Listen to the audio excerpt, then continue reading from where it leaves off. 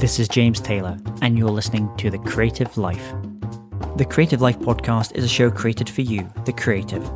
If you're looking for inspiration, motivation, and advice while at home, at work, or on your daily commute, then this show is for you. Each episode brings you a successful creative, whether that's a musician, writer, artist, designer, performer, educator, or creative entrepreneur.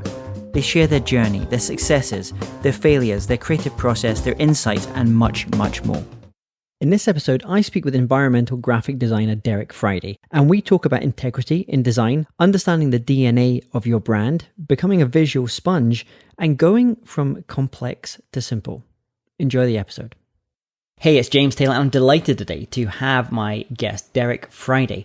Derek is a multi-disciplinary designer who originally trained as a traditional architect before transitioning into integrated branding and environmental graphic design. In 2007, he founded Finndustry, a graphic design and brand development company based in Boulder, Colorado, and Hamburg, Germany. In addition to his projects across the US, you'll see Derek's work in countries ranging from Poland and Hungary to Egypt and the UAE. And when he's not designing, you'll find him running up mountains and biking gravel. It's my great pleasure to have Derek here with me today. So welcome, Derek. Thank you very much. Happy to be here. So share with our listeners what's going on in your world just now. Well, currently I am actually in Hamburg, where I am a consultant for a retail development firm, and I was asked to come here for 3 weeks to work on a couple of projects that need immediate attention. One located in Krakow, and the other project that I'll be working on is fortunately here in Hamburg. So you're pinging back and forth across the pond a lot, I'm guessing, just now. Yeah, pretty much. I have a really fortunate situation where I'm able to be autonomous and have my own clients. But over the years, I've built a strong relationship with ECE here in Hamburg, and they hire me to consult for them project to project. But it's pretty consistent since I started my own little group. In fact, they're really, I'd say, the enablers of that. But like I said, it's been really nice to still work there locally around Colorado or in the United States. So yeah, it's been about 5 years or so that I've consistently been coming back and forth. And I mentioned you've had this journey going from originally training as an architect and then doing the kind of work that you do now. The work that you do now in terms of integrated branding, environmental graphic design. So first of all, what is environmental graphic design first, before we kind of get into how you actually got into doing that work? Yeah, no problem. Environmental graphic design is really a practice of a variety of design disciplines, from interiors to signage to identity development and wayfinding and visual communication. And I like to say that, traditional spaces, let's say a museum, for example, a traditional architectural environment, and integrated branding and environmental graphic design comes into play, where they add another layer of the experience for the user within the space. So oftentimes for a retail project, there may be a brand that needs to be expressed more visually beyond just the architecture. So lots of times the way I would work would be to collaborate with the architects and have a real good understanding of what the brand and the function of the space would be. And then there might be need for wayfinding or signage to help people move about the space. There could be opportunities to more fully express the brand through a blend of materials, or the way that the lighting might feel, or the patterns in the flooring, or the materials for a feature wall or an entry experience. So it's really a blend of a variety of different design disciplines beyond just the architecture to help sort of immersively create a memorable experience for the user that really connects the user to the place. So I'm guessing as well, you've had to learn over time these different languages, the languages of or the more kind of traditional architecture. I know you're working with like shopping, people that build shopping malls and those types of things, and then also dealing with maybe the language more of the folks from the branding part world as well. And so are these two very different tribes? if we were in a room, with architects and kind of surveyors and those kind of folks, and then there's other groups from the kind of branding world, are they very different types of people?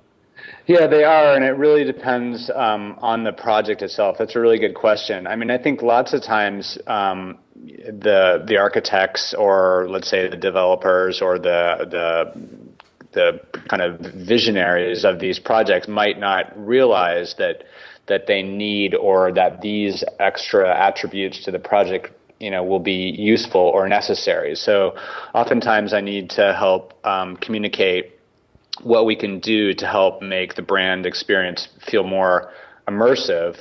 And in the case of retail, that's much more sort of common to have these types of aspects in the project, because especially in retail environments, you want to really kind of visually please your user and make them feel really comfortable in the environment. And these things tend to make them stay longer, especially for retail projects where developers, obviously want their customers to stay and enjoy themselves and spend lots of money and use all the aspects of the project. But yes, definitely you need to sometimes really educate why these extra aspects of a project will help make the environment feel more cohesive, more thoughtful, and more representative of the true brand essence of the place. And it was interesting. I was recently at a 5-star hotel, walking around the hotel with the hotel manager. It was a very large 5-star, and it was fascinating walking around with them, just seeing how someone else views the world, and just noticing all these little attention to detail. And he pointed out something to me which I hadn't noticed up to that point. And he said, as you go around, I'll point this out to you, and you will notice it in everything that you look at and experience. And he talked about the DNA of the brand. Uh-huh. And first of all, he pointed out the visual representation of that brand, little DNA. And suddenly I could see it in everything from the carpets to the soft furnishing to the obviously to the menus, to the little tiny little things on the suits and the clothing of the people that work there. And then he said, it's obviously you're dealing in different different modalities as well. He said, so what that DNA also has a smell to it as well. So we have a brand smell. And it was only after he started telling me that I started noticing a lot more, like being on airlines, where certain airlines have their own scent. And they kind of, before you get onto the plane, before people start going on the plane, they kind of spray this scent. And there's lots of little visual and auditory and olfactory kind of cues about what that brand is. Yeah, absolutely. And what you're describing, is like the sort of environmental graphic designer's dream type of scenarios, where you can really start to think, beyond your sort of normal skill sets, because if all of these things can sort of fall back to a design brief or a mission or sort of a verbal understanding of what the brand is, there can be so many different touch points that can be created to help, again, like I say, make this sort of cohesive environment experience, and smells and the way lighting might be set, or like you're describing, all the patterns and all the little subtleties. And there's usually, just like with any design exercise, a sort of a vision and like a story behind why all these choices are being made. And if you can rationally articulate all those aspects and have them connect to the story of the brand, even if it's very subtle, and a lot of people might not even notice, I think those are the sort of steps in a really successful branded environment. And clearly, a company like Apple has just sort of nailed that. Yeah. I mean, everything in their spaces, from their point of purchase displays to the materiality to the simplicity and the cleanliness, is all sort of representative of of their brand. And then when you get into really nice hotel and restaurant type experiences, smells and lighting and all these types of aspects come into play, and it's really fun. And not that all environmental graphic designers magically have all these skill sets, but when you're in a situation where you can concept and collaborate with a group of people about the project, you can always find a way to have something fabricated or programmed or realized that might be a little bit out of your skill set. But in the end, I think it's just about ideas and being passionate about realizing the brand or the idea and within an environment, and that's what makes and I think for so enjoyable. For some of our listeners here, who I know we have a lot of our listeners who come from the music industry, or they come from theatre, or they come from the arts or writing as well. And I've been to a couple of live music concerts recently, and I've been in the audience, and something just felt a little bit off, and it was really difficult to point it out, think about what it was first. And I've noticed that sometimes the thing that's a little bit off is the thing that they're trying to create on stage is just that whole vibe is not being replicated throughout the entire experience of coming on there. And it's obviously difficult when you're going into different venues night by night, every single night. But I've noticed a lot of bands now, I think like Mumford Sons, where they will almost have like a traveling festival around them. And this seems to be a bit more of a thing where they're almost taking that brand, that DNA around with them, and just kind of just stamping themselves and their brand on, and everything that so when you go in there, it feels like the whole thing has some kind of integrity about it. So I guess this is where maybe some of our listeners just now who aren't coming from a design necessarily, aren't designers, but in terms of just thinking about whether it's as an author, thinking about how you can have that represented across when you're going and doing your book talks, for example, or whether you're a musician, or whatever the area you're in. This what you're talking about here can be carried in, because it's really a much more holistic way of looking at design. Yeah. No, you're exactly right. I don't have a great additional example to sort of articulate right this second about what you're just describing, but yeah, I agree. And it's funny, like I've started to find myself just in my everyday practice of being and living, just sort of like thinking through the process of design and how they'll all sort of lead to, a good end result, sort of like thinking really rationally through like the big idea or the big picture. So it's been a fun sort of like mental exercise to think and process and problem solve, just by nature of having been exposed through my career and all these different design disciplines and design methodologies, and really at the heart of it, knowing that I didn't want to just practice one discipline, and that being architecture originally, which is sort of how I ended up where I am now. So how do you, because you're really brought on many times because you have these ideas and you have ways of helping maybe brands express what they're trying to do as well. Where do you go to kind of fill up that well of inspiration and new ideas, and continually be challenging yourself and developing your own ideas? Yeah, that's a good question too. Well, I mean, I think obviously part of it is just, working on so many projects. I'm constantly, creating, usually at the beginning stage of a design process, just like everyone goes through a sort of visioning stage where you're looking at visual representation of ideas and seeing what inspires you based on those, and trying to stitch together a vision or a story that the client or your collaborators can buy off on in order for you to then start the design process, right? So that's by nature of that alone is constantly kind of inspiring me. I also spend a great deal of my time, sort of while I'm doing what I just described, but can get sidetracked in looking at other people's body of work, listening to podcasts, listening to talks, watching, design conference shows, watching films, listening to music, traveling, of course, all of these things. I'm just a visual sponge and constantly pulling in everything that I notice and read and listen to and see. And I store these in my head. I write them down. I create lists.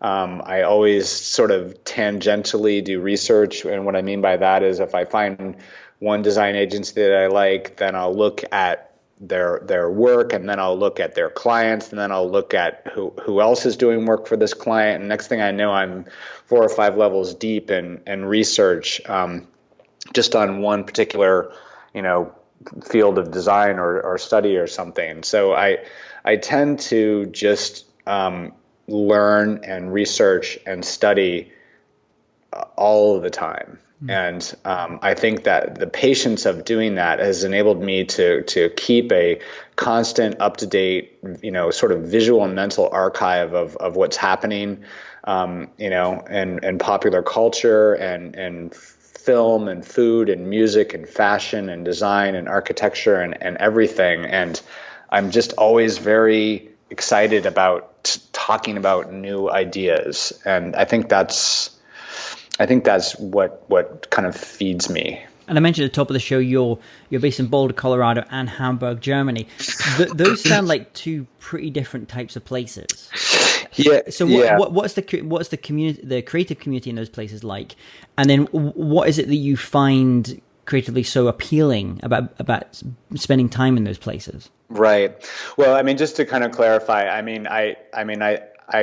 I kind of consider myself a sort of an honorary German citizen just by nature of being here so much. But I'm not like technically based here, but I'm here so much that it has sort of become like a second home. Boulder is obviously my home. I've lived there for 20 years, and I am a small town mountain guy, but I really thrive on being in large, urban environments. I used to live in Chicago, and then I've lived on both coasts during my sort of spiritual journey, let's call it, of becoming the designer that I am today. But Boulder is a small town of about 100,000 people, but it's really become, in the past 15 years, a real sort of epicenter of people flocking from both coasts that have really good ideas, really smart people, and people that have a lot of capital to start up new business ideas and concepts. But I think the desire of being in such a physically beautiful place,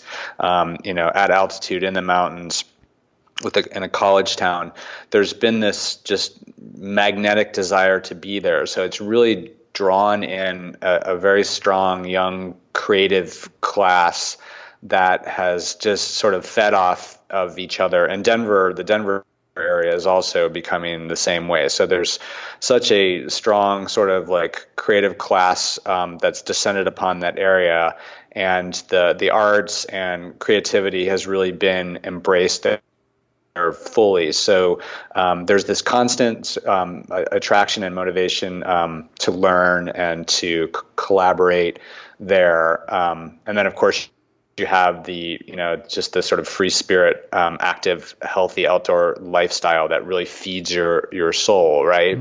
So I have that. And then on the other hand, I get to travel to a very sophisticated Northern European, almost Scandinavian influenced part of Germany, that, the weather is obviously different and the culture is different, but it's also very inspiring because of its just richness and history and beauty. And there's something about the sea and the sort of quality of life in Northern Europe that seems very calming and not overly urban centric and stressful. And of course, I'm coming here for 2 or 3 weeks at a time, and then I get to go back to Boulder. So I never have this feeling like I'm being bogged down by the pressure of a larger, more intense city. So, not unlike the way I described it earlier, where I'm just constantly learning and being inspired, I really take advantage of this juxtaposition of this sort of more calming mountain lifestyle mixed with, a really cool creative class. And then, being able to come here and get all this influence of Northern Europe. And when I'm here, I'm traveling to other areas for the projects that I'm working on. So, yeah, I might be in Germany, but then I'm working in Poland or Hungary or Italy or Lithuania or Turkey. So I'm then all of a sudden, secondarily immersed into another culture and getting that sort of juxtaposition between those places and Germany. So it's a really fortunate situation to be in to learn so much so intensely and so quickly. Wonderful. And then you're traveling around Europe when you're in Europe. I know you do a lot of stuff in Poland. Can you talk to us about a time where you've had a lot of success as a designer, but there will inevitably, when working with clients, there will be times when things haven't quite worked out like you'd hoped. Can you give us an example of a time when you worked on a project, you gave it your heart and your soul, but for some reason, for whatever reason, it just didn't work out like you'd hoped? And more importantly, what were the lessons that you took from that experience?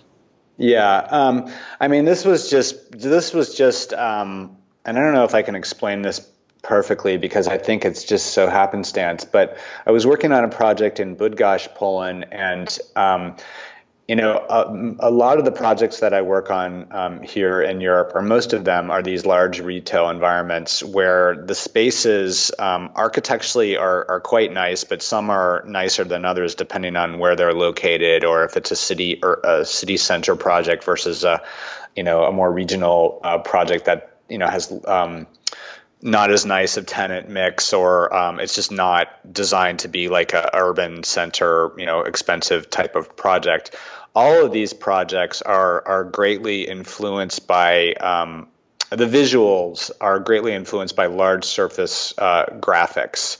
There's large wall surfaces in these environments that the entire feeling can be transformed with patterns and graphics and colors and materials and things like that. So that's largely the type of work that I do for these projects, along with other disciplines too, like we talked about, furniture design, lighting, things like that, pattern development in the floor materials and et cetera, et cetera. But this particular project in Bydgoszcz, Poland, I wanted to do something different. I wanted the graphics to be primarily stock photography images that were manipulated with graphics. So you might do something to the photographs to make them look different, and then layer designs or patterns on top of those photographs so they don't just feel like a piece of stock photography. Okay. And what was the reason for doing that rather than doing a photo shoot with a bunch of, maybe if it was people locally, or why would you go for stock photography and then look to change it in that way? Yeah, primarily because the budgets for the graphics. I mean, there's so many, thousands of square meters of surface graphics that need to be installed and printed that the budgets didn't allow for photo shoots for all of these concepts. And there was already a concept on the table for the project, and it was about water and ice. So I had these ideas about having large surfaces with these really tight resolution photographs of ice crystals and flowing water droplets and things like that. Images that were taken by large format cameras at really high resolution. And it was the first time that I sold a concept to the people that were making the decisions here. It's actually a board of directors. It was the first time that I said, okay, it's different from what I usually do, where I'm drawing graphic patterns, from scratch. I'd like to have the environment be enhanced by these large format photographs, and then we do graphics on top. And basically where I'm going with this story is that no matter what we were able to do as far as the photo manipulation and enhancement of the resolution, the resolution in the end, when these images were blown up to really large scale, 4 and 5 meters tall wall surfaces, they just didn't look good. The tightness of the resolution just wasn't there, and what was happening was that some photographs, even though they were the same resolution as the others, were behaving well, and some were behaving horribly. So in the end, we got the images to look as good as possible, but they simply just weren't as clean and as tight as presented. And it was sort of a situation where it was too late to change the concept. There was an opening date that was pending, and we just sort of had to go with it. And I was the professional. I was the one that had the experience, but in the end, I was really inexperienced in determining the outcome of purchase stock photography resolution. I know this is really technical and boring, but the impact was fantastic in its visual quality. But when you look closely, you could tell that it just wasn't the best quality, and that was embarrassing. And the client was disappointed. And basically, said that they would never do this again, which was unfortunate because it can be done again, and it can be done again well. So what did you take from that experience, having gone through that experience and taking some risk on doing this, and it just not quite working out, and then the client being, unhappy? What were the lessons that you took away from that? Yeah, honestly, James, I just said at the end that I did my absolute best to troubleshoot and solve the problems the best that I could.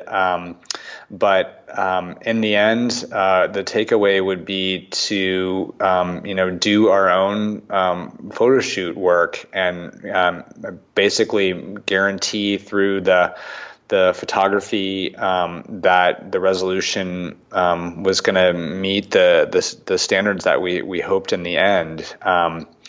But it was a very pressure situation because you want the client to be happy, you want the people that are going to be using the project to be proud of this, and it was just a really uncomfortable situation. So, but I definitely wouldn't tell you that I wouldn't do it again, because that's the only way that you learn, by making these mistakes. It just seemed that this mistake was just massive in scale, quite literally. Literally, it was big. Yeah.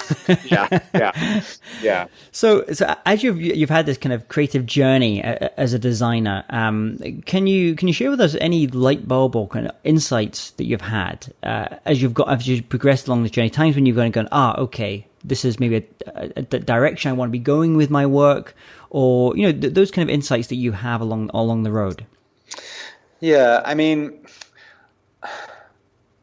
I've been working on these types of retail projects for a pretty long time now, and I think the aha moment that I'm having lately is that there's no reason why I can't translate these large surface large surface graphics into something very, very small.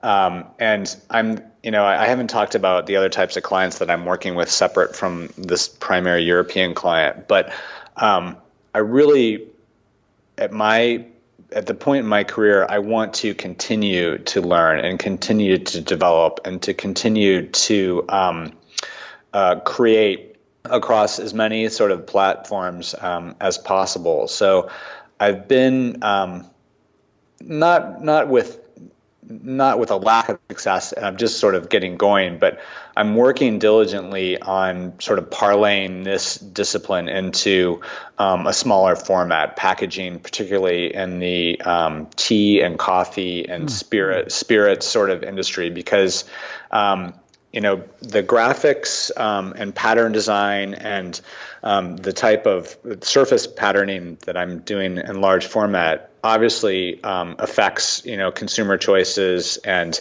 aesthetics for, things that you can hold in your hand also. And I think it's a natural sort of transition to another sort of field of design, but it is a niche design market, and there's a lot of people that are doing this really, really well. And I'll just do my best in trying to break into that market a little bit. So does it feel that almost sounds you going from these big pieces that you've been doing, in retail, and going to like almost as small as you can go, physically as well. So I remember speaking to a lot of designers who worked a lot in design around albums, and they said they hated the move from vinyl to CD because they had a much smaller workspace to with something to work with, and then so many of them are so joyful because vinyl's come back, right? And they've got a bigger palette in which to work on as well. So, but they said there was one thing they said going back to doing vinyl artwork again. They said it's been useful from being CD. It's a bit like haiku Japanese poetry. He said you have to be have to be a little bit more disciplined when you're dealing in those smaller sizes, and so when you go back up, you don't feel like you have to throw everything in like you might have done in the past.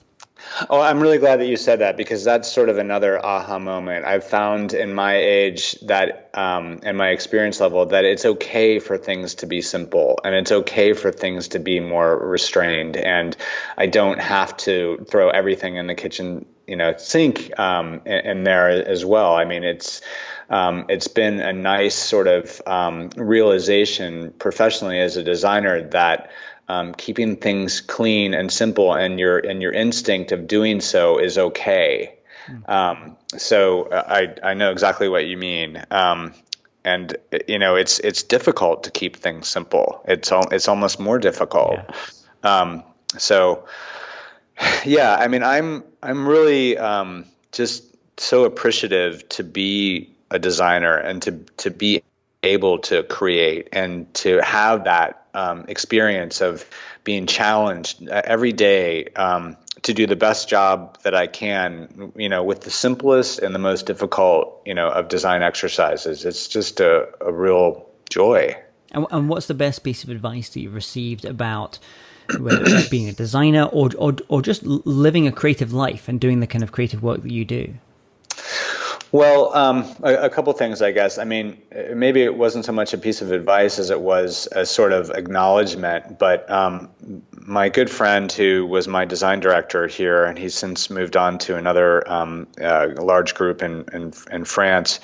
One day he said to me, "It's not easy what we're asking you to do." And it was the first time that someone in the sort of creative director role has ever, said, "Look, we understand that this is a difficult task and it isn't easy what you're doing." And it just somehow made me feel better about the process, because we're not perfect and we don't hit it out of the park every single time. And somehow every time I'm struggling, I go back to that, to his statement and know that, all I can do is my best, and to not compare myself to other designers, because that's one of our curses, right? We're constantly looking at other people's work and evaluating our own, comparison. And kind of determining whether in fact we're good or not. So and I really try to practice that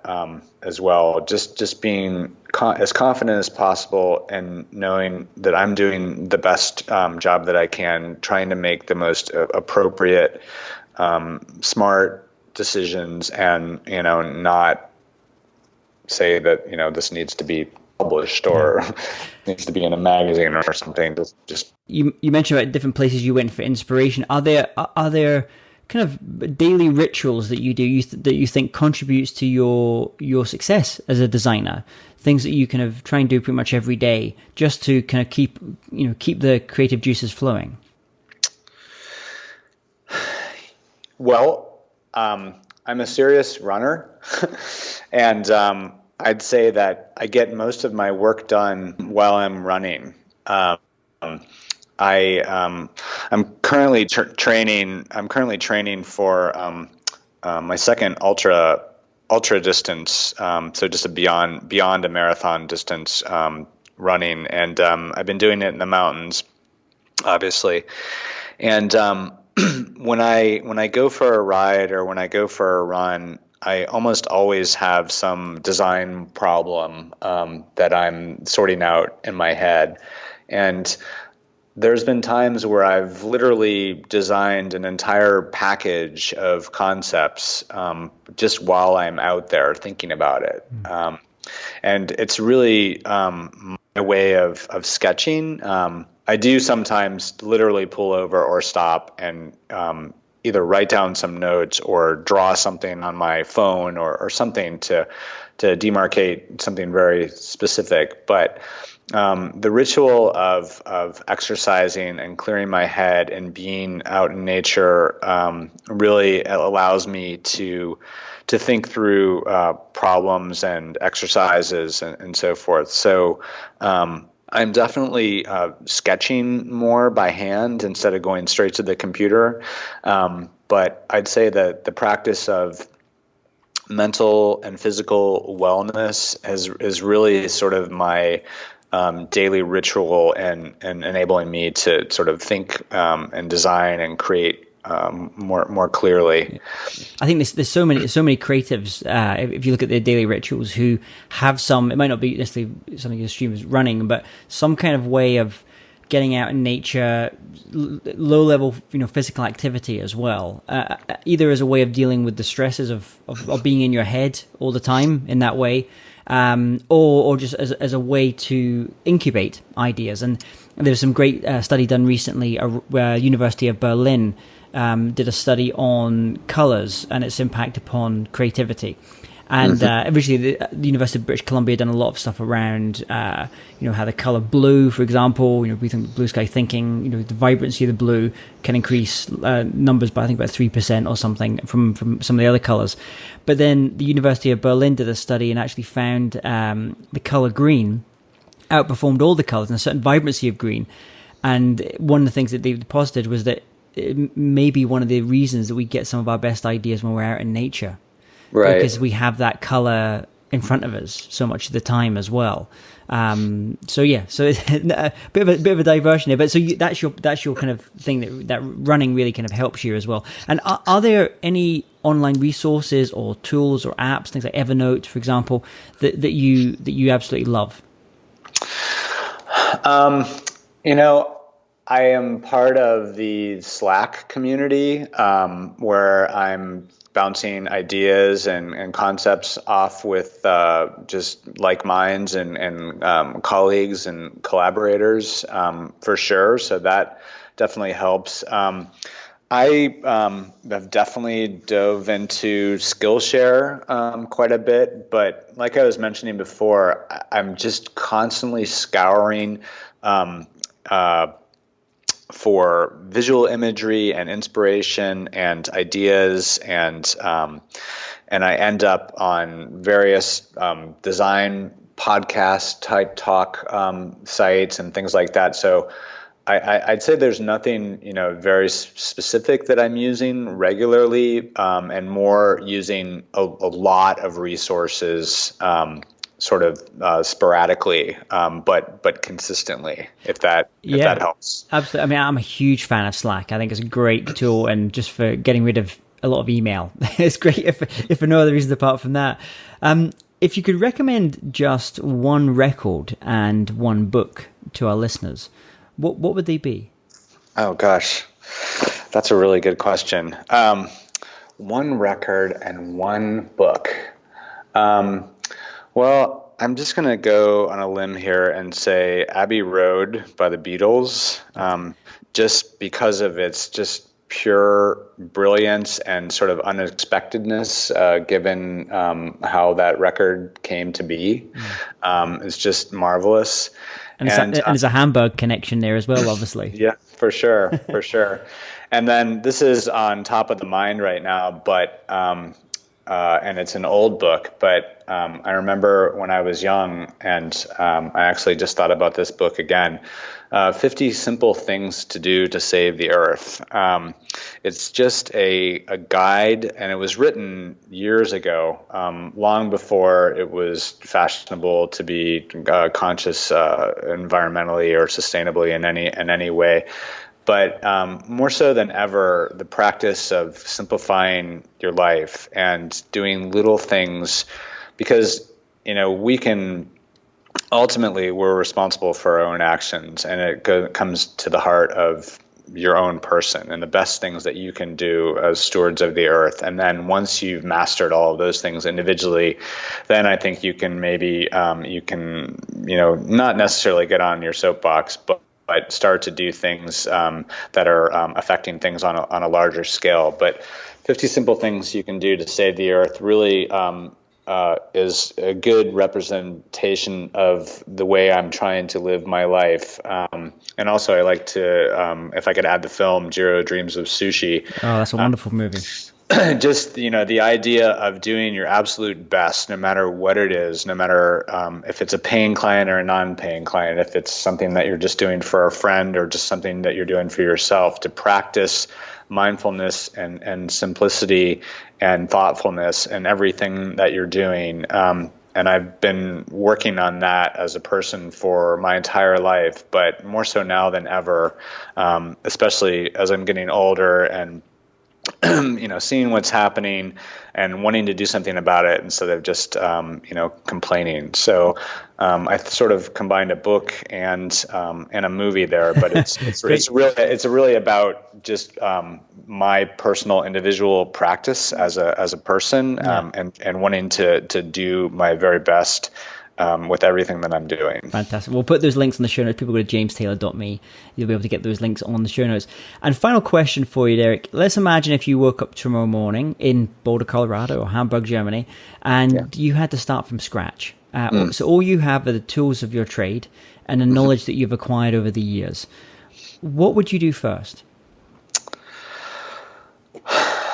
Okay, this is just out there, but I would go into a completely different field, although still a creative field, and that would be the creative field of the culinary arts. I have always been fascinated with food and beverage concepts, and I'm very much a supporter of the food truck movement or the smaller scale food venue movement, where lots of food ideas and food concepts are all sort of put under one roof, almost like a glorified food court, if you will, but with much more interesting food ideas. And I would like to start some type of small food truck or beverage truck food and beverage concept.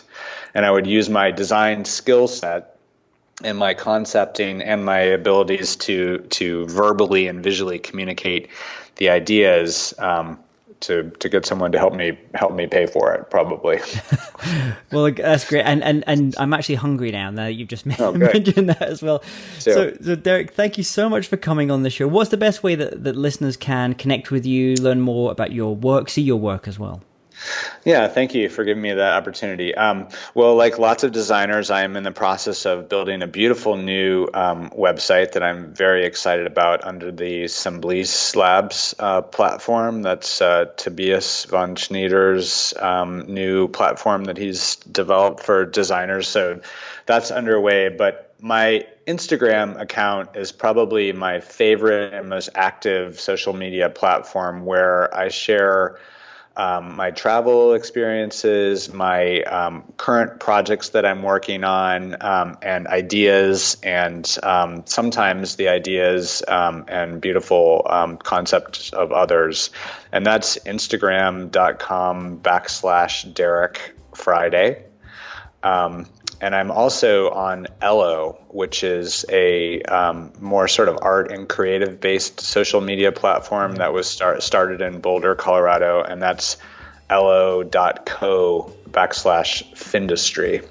Wonderful. And we'll put all these links here on the show notes. People can go and check those out. Derek, thank you so much for coming on the show today. I wish you all the best with the creative and the design work that you're doing as well. And I look forward to actually seeing some of your work in reality at some point as well.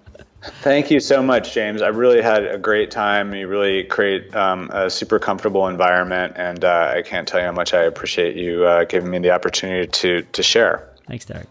Hey, James Taylor here again.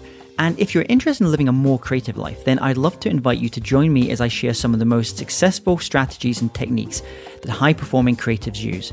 I put them all together in a free downloadable ebook that you can get by going to jamestaylor.me. That's jamestaylor.me to get your free downloadable ebook on creativity.